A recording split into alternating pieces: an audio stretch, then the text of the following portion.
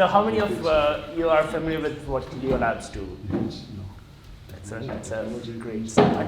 So for those of you who are not familiar with it, LeoLabs is a space situational awareness and space domain awareness company. We have a network of ground-based radars that we have built and we deploy ourselves. We operate them ourselves. It is very fast and automated in the way we have perfected ourselves in doing it. And using these 7 sites and 11 radars, we track all the objects in low Earth orbit.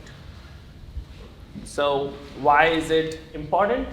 The importance is because you need to solve the unknown in low Earth orbit, you need to get awareness.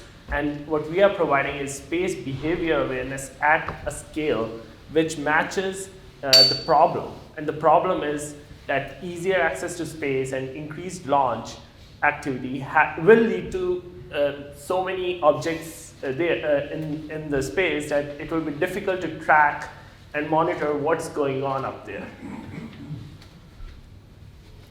And the data deficit in low Earth orbit specifically is concerning because there's a huge risk. If there's a catastrophic collision, it will prevent further launch or operations in low Earth orbit. A very commercially viable orbit, which can be used for so many commercial purposes and national security purposes.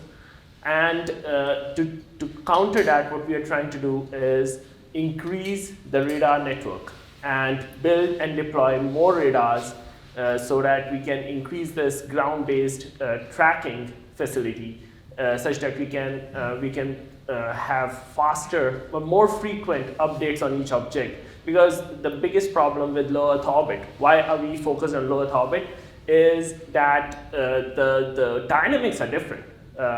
The objects are moving at a speed of 12 kilometers per second or so. So you have very small time period to respond.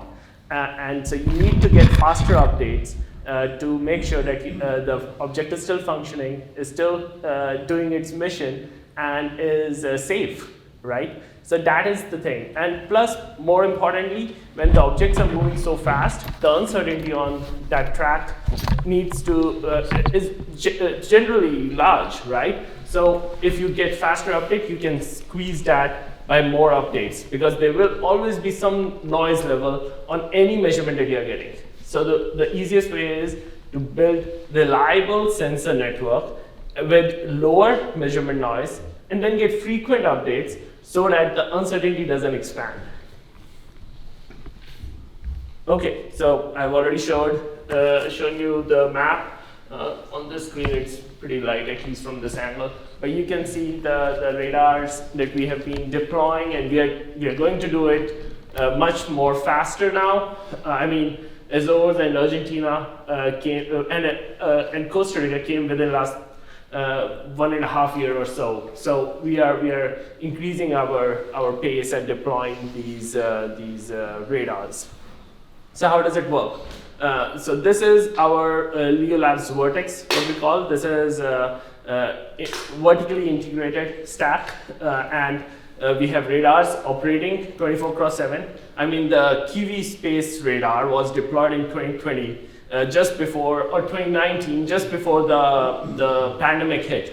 So we deployed it in late 2019. And then the pandemic hit, and you all know how the New Zealand norms were so strict, so no one can go. And all of these radars are automated. There is no ground personnel there taking care of these radars. So the best thing was it operated for entire 2-year period with only the support from here. Like in Menlo Park, we have our team, and they were remotely monitoring it, and they were able to get so much data, and it is still working. Right? So it's amazing, because generally the reason it is amazing is when we talk about radars, the history is that radars are a very complex system, and governments usually build them for, of course, like national security and other purposes, and they take decades and billions of dollars of investment. What we have done is we have perfected this technology, which is proprietary, to build these phased array S-band radars very quickly, deploy them within 9 months or so, and get them operated automatically. So that is the USP of sorts. And I'll quickly move now, but you can already see various stages that follow, right? Okay, so we have been talking about what we do, what is the problem, how we are solving it. What are the thresholds that we are reaching every day?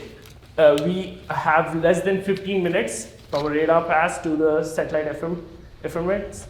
Then 99.9% processing time reduction in conjunction screening, by which I mean if you use any traditional conventional method of conjunction screening from the publicly available agencies, they take 8 hours, right? Because they will publish those updates every 8 hours. We can do it within seconds, right?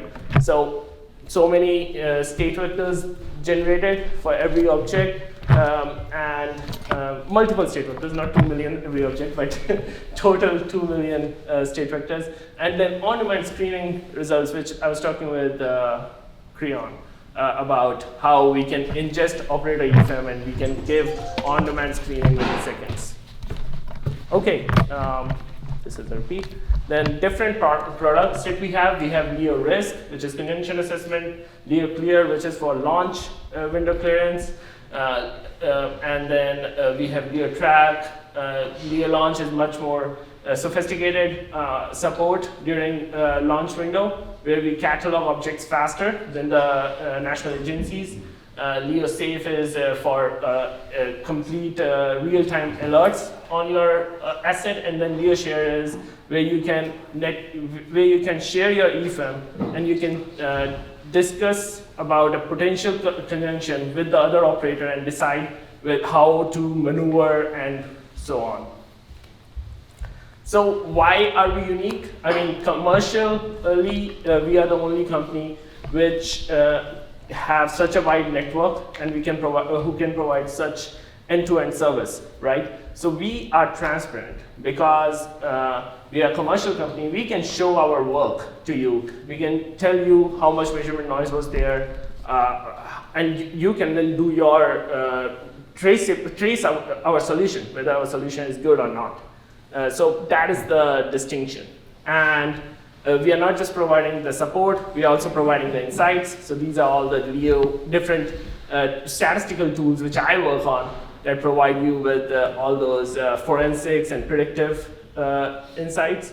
And then finally, this is almost the final, but what I'm trying to show here is we are showing that we have this huge repository of data that we have been collecting over the last 4 years, 5 years, and we can put it together and give you near real-time insights and tell you what can happen in the future. What are the orbits that are safe and what are not? So that is what you cannot do. Similarly with other, and overall, I'll just leave it off this. Thank you. We have time for one question, probably. Any questions? Yes. So you sell this information, of course, right? Yes, we have a SaaS model. So what I wonder, yes, that's good. Right. And we like that, except that you wonder what happens if you're predicting a collision, but to non-customers. Right. What do you do? So the way it works is that 60%, more than 60%, at least 60% of operational satellites in low Earth orbit are our customers. So if they're having collision with anyone else, we do provide that data, and then they can reach out, these major constellations, SpaceX, etc. They can reach out to those non-customers and work with them. If it is so we are also tracking debris, which previously the national agencies were not tracking. So we have been reporting about high-risk conjunctions on those as well. So there is that, if it is a non-customer, they should just become our customer, because that is why it is important, right? But we do share all of that data with those where the risk is. Okay, give us your challenge, please. The challenge is how to make a good policy and regulate this, because and also create more awareness about this kind of products that we have. Because one of the challenges that we face is a lot of university and, as you said, a lot of traffic which cannot afford or do not have intention to buy our service, are some of those isolated one-off missions, right? And we want to provide that data to them, but then they do not even have that awareness that they need that data, right? Because the goal for them is to just launch and operate however much time it operates, and then they are done. So that is not a very safe thing to do. So that is the challenge, how to make a good policy around it so that the space remains safe for everyone, and such a huge data and insights are provided to that large section of the operators. Wonderful. Thank you so much. Thank you.